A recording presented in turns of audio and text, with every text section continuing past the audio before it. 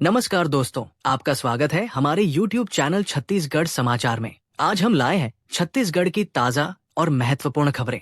अगर आपको वीडियो पसंद आए तो लाइक और शेयर करें और चैनल को सब्सक्राइब करना न भूलें ताकि आप किसी भी ताजा अपडेट को मिस न करें। अगर आपके पास कोई सवाल या सुझाव हो तो कमेंट में जरूर बताएं।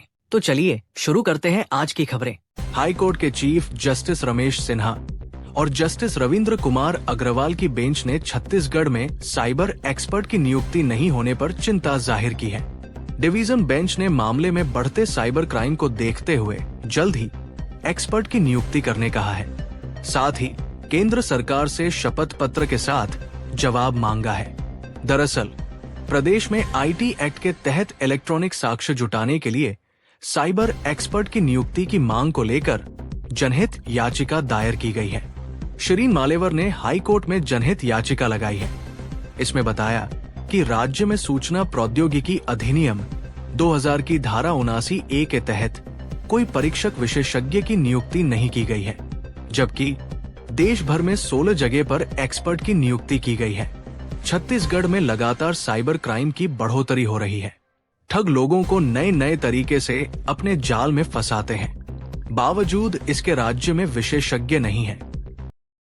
छत्तीसगढ़ में नगरीय निकाय चुनाव के बाद अब त्रिस्तरीय पंचायत चुनाव का रंग चढ़ने लगा है।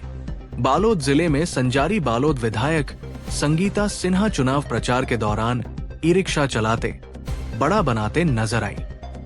वहीं गुंडदेही विधायक कुंवर सिंह निषाद अलग अलग मंचों से गाना गाकर वोटर्स को लुभाते दिखे। संजारी बालोद विधायक संगीता सिन्हा और गुंडदेही विधायक कुंवर सिंह निषाद कांग्रेस के विधायक हैं। इनके वीडियो आए दिन सोशल मीडिया पर वायरल होते रहते हैं। हाल ही में निगम चुनाव के दौरान CM विष्णुदेव साय और वित्त मंत्री OP चौधरी भी चाय बनाते नजर आए थे। छत्तीसगढ़ में नगरीय निकाय चुनाव के नतीजे कल शनिवार को आने हैं। उप मुख्यमंत्री अरुण साव ने रायपुर में कहा, हम आश्वस्त हैं, चुनाव परिणाम हमारे पक्ष में आएंगे। भाजपा ने इस चुनाव को पूरी गंभीरता लड़ा है। अटल विश्वास पत्र शहर की जनता के समक्ष प्रस्तुत किया। इसमें नगरीय निकाय के चुनाव के लिए रोड मैप प्रस्तुत किया गया। साथ ही 13 महीने में हमने पूरी प्रतिबद्धता से काम किया है। साव ने कहा कि उम्मीद है भाजपा अधिकांश नगरीय निकाय चुनाव जीतेगी। उन्होंने बताया कि चुनाव के दौरान अनेक नगरीय निकायों में नामांकन रैली, रोड शो और आम सभा किया। इसमें जनता का जो उत्साह दिखा है, इससे पूरी तरह स्पष्ट है कि नगरीय निकाय चुनाव परिणाम भाजपा के पक्ष में आएंगे। नगरीय निकाय चुनाव के परिणाम लोकसभा, विधानसभा से बेहतर होंगे। छत्तीसगढ़ के कवर्धा जिले में पुरी पीठ के शंकराचार्य स्वामी निश्चलानंद सरस्वती ने कहा कि सनातन बोर्ड की क्या जरूरत है। सनातन धर्म में ये व्यवस्था ईस्वी से चली आ रही है। ऋग्वेद, यजुर्वेद, सामवेद, अथर्ववेद से जुड़े 4 शंकराचार्य हैं, जो भाजपा या कांग्रेस से संबंधित नहीं है। हमें सनातन बोर्ड की आवश्यकता नहीं है। साथ ही कहा कि भारत हिंदू राष्ट्र बनेगा, जिसकी कमान शास्त्रों में वर्णित अनुसार मंत्रिमंडल का गठन होगा। इसमें सभी वर्गों को प्राथमिकता दी जाएगी। मंत्रिमंडल में 4 शिक्षाविद ब्राह्मण, 8 क्षत्रिय, 21 कृषि, गोरक्ष और वाणिज्य को क्रियान्वित करने वाले अर्थशास्त्र के विशेषज्ञ वैश्य शामिल होंगे। इसके साथ ही मंत्रिमंडल में 3 शूद्र भी होंगे, जिन पर कुटीर उद्योगों के संचालन की जिम्मेदारी होगी। एक सूत सांस्कृतिक मंत्री के रूप में होते थे। ये राजतंत्र कहलाता है। 40,000 की नौकरी देंगे, अधिकारी बनाएंगे कहकर साउथ सूडान ले गए थे। मुझसे टॉयलेट सफाया कराया, बैटरी वाला पानी, एसिड पिलाया। साथी ने पिया तो मुंह से खून आने लगा। जेल में डाला गया, जहां जान से मारने की कोशिश की गई। छूट कर आने के लिए 15.5 लाख रुपए देने पड़े। ये सब अहमदाबाद की टेक्नो ट्रेडिंग कंपनी ने कराया, जो साउथ सूडान में स्टेशनरी मटेरियल सप्लाई करती है। दस्तावेज भी जब्त कर लिए। भारत समेत कई देशों के लोग अभी भी वहां बंधक हैं। सूडान से लौटे आदित्य राठौड़ ने दैनिक भास्कर से अपना दर्द बयां किया। आदित्य राठौड़ किस तरह भारत से साउथ सूडान पहुंचा, वहां पर किस विवाद के बाद जेल पहुंचा, सुप्रीम कोर्ट में रायपुर के वकील निश्चय सिंह ने उसका रेस्क्यू किस तरह से करवाया। छत्तीसगढ़ के सारंगढ़ बिलाईगढ़ जिले में रेत माफिया ने बिहार के एक युवक की गोली मारकर हत्या कर दी। सीने में बुलेट धंसते ही युवक जमीन पर गिर गया। वो बिहार के हाजीपुर जिले से सारंगढ़ बिलाईगढ़ काम करने आया था। मामला सारंगढ़ थाना क्षेत्र का है। मिली जानकारी के मुताबिक मरने वाले युवक का नाम मुखलाल मांझी 39 है। वो रानी सागर स्थित ब्रेड फैक्ट्री सूर्या बेकरी में काम करता था। वारदात को 5 लोगों ने मिलकर अंजाम दिया है। मुख्य आरोपी का नाम कृष्णा राजपूत 35 है। आरोपी ने मृतक के साथी का भी सिर फोड़ दिया। कांग्रेस के राष्ट्रीय संगठन में बड़ा बदलाव होने वाला है। बताया जा रहा है कि ओबीसी चेहरे को संगठन में शामिल किया जाएगा। ऐसे में छत्तीसगढ़ के पूर्व मुख्यमंत्री भूपेश बघेल को एआईसीसी का महासचिव बनाया जा सकता है। वहीं टीएस सिंहदेव को प्रदेश अध्यक्ष की कमान सौंपी जा सकती है। भूपेश बघेल गुरुवार की सुबह दिल्ली रवाना हो गए हैं। सूत्रों के मुताबिक कांग्रेस संगठन में व्यापक फेरबदल की तैयारी चल रही है। बीवी श्रीनिवास, कृष्णा अल्लावरू समेत कई नेताओं को भी महत्वपूर्ण पद मिलने की चर्चा है। छत्तीसगढ़ के कांकेर जिले में प्रयागराज महाकुंभ से लौट रही टूरिस्ट बस हादसे का शिकार हो गई। स्कॉर्पियो से आमने सामने की टक्कर में एक व्यक्ति की जान चली गई।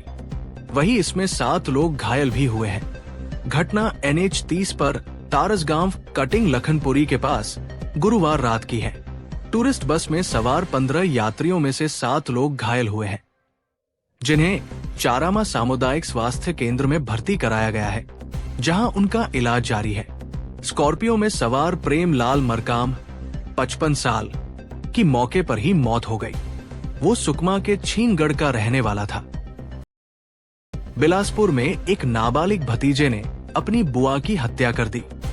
बुआ की डांट से तंग आकर फावड़ा से सिर पर वार कर उसे मौत के घाट उतार दिया और गले से सोने की माला निकालकर दोस्तों के साथ भाग निकला। घटना बिल्हा थाना क्षेत्र के ग्राम पौसरी की है। वारदात के बाद नाबालिग ने शव कोठी में डालकर रेत से ढक दिया। 2 दिन बाद घर से तेज गंध आने पर हत्या का खुलासा हुआ। पुलिस ने 3 नाबालिग समेत चोरी का सामान खरीदने वाले को गिरफ्तार किया है। पुलिस के मुताबिक ग्राम पौसरी निवासी मृतका के भाई बलदाऊ यादव ने 9 फरवरी को थाने में रिपोर्ट दर्ज कराई कि उसकी बहन जामफूल यादव बिना बताए कहीं चली गई है। पुलिस ने गुमशुदगी दर्ज कर तलाश शुरू की।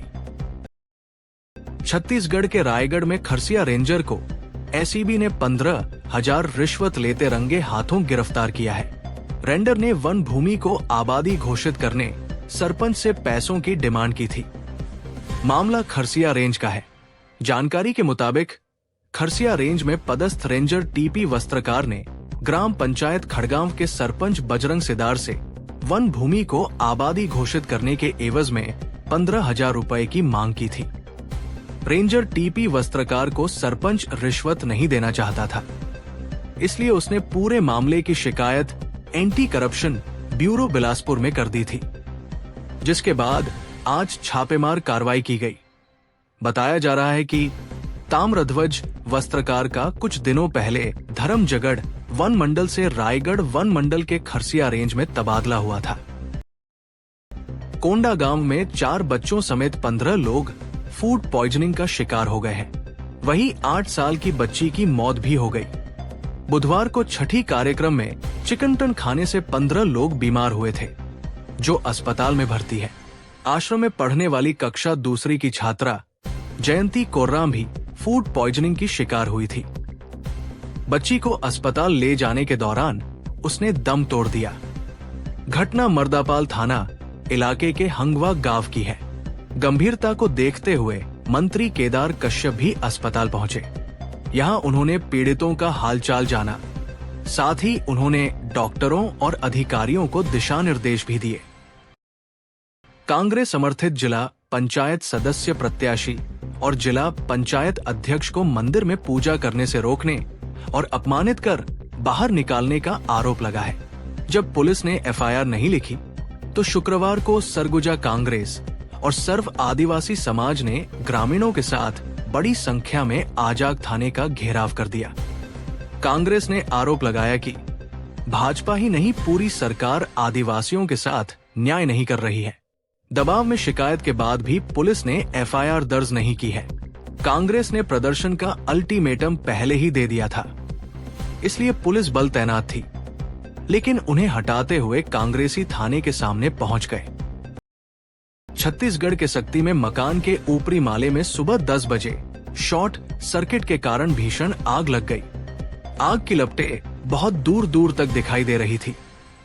सूचना मिलने पर बिजली विभाग ने तुरंत बिजली कनेक्शन बंद किया।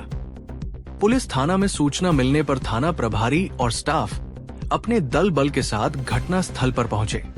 आग लगने के कारण बगल घर में किराने का थोक और चिल्लर व्यापार करने वालों की 2 बड़ी-बड़ी दुकान है। यदि आग उधर फैल जाता तो भारी नुकसान होने का अंदेशा था, लेकिन मोहल्ले वासियों की सजगता से ऊपर चढ़कर आग बुझाने में भारी मदद की गई। ऊपर रखे फ्लावर डेकोरेशन वाले के प्लास्टिक के सामान, सजावट के सामान और फूल ज्वलनशील होने के कारण अग्नि ने भयंकर रूप धारण कर लिया था।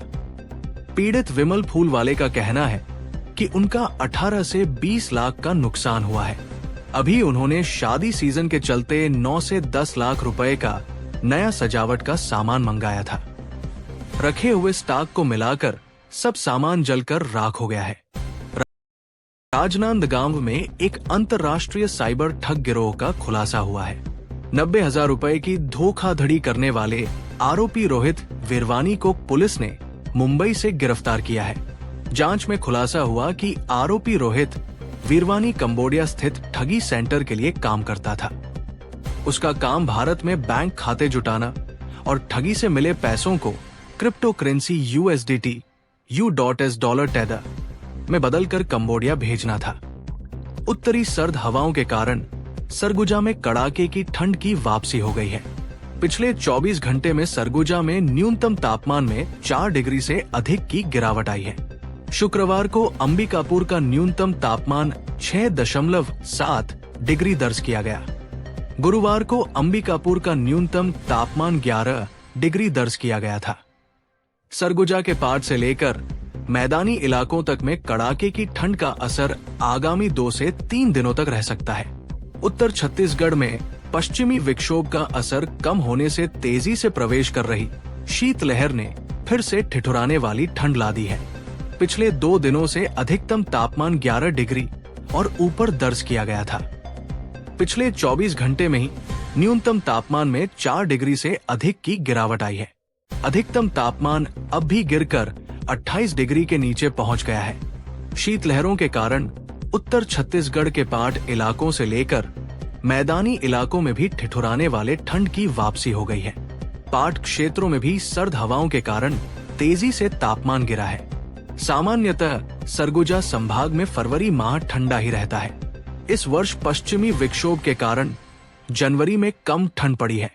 पाट क्षेत्रों में शाम होते ही सन्नाटा पसर जा रहा है। मौसम में उतार चढ़ाव का असर सीधे लोगों के स्वास्थ्य पर भी पड़ रहा है।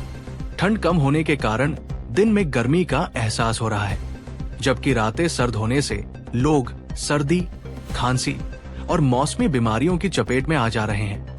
मौसम वैज्ञानिक AM भट्ट ने कहा कि आगामी 2 से 3 दिनों तक शीतलहरों का असर दिख सकता है। इसके बाद न्यूनतम और अधिकतम तापमान में बढ़ोतरी होगी। विक्षोभ का असर समाप्त होने के कारण शीतलहरें तेजी से प्रवेश कर रही है और कड़ाके की ठंड पड़ रही है।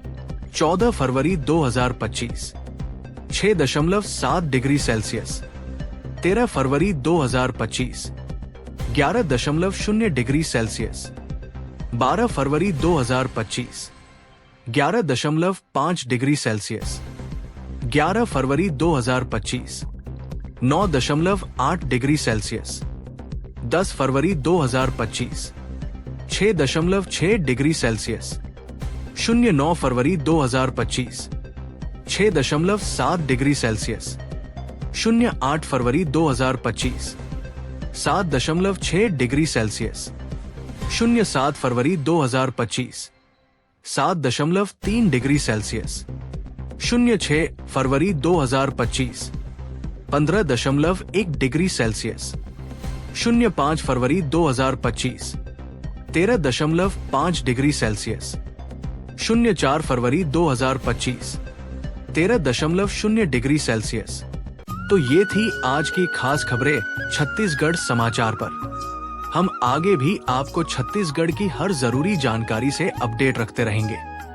अगर आपको वीडियो पसंद आया हो तो लाइक और शेयर करना न भूलें और चैनल को सब्सक्राइब जरूर करें ताकि आपको हर ताजा खबर सबसे पहले मिले।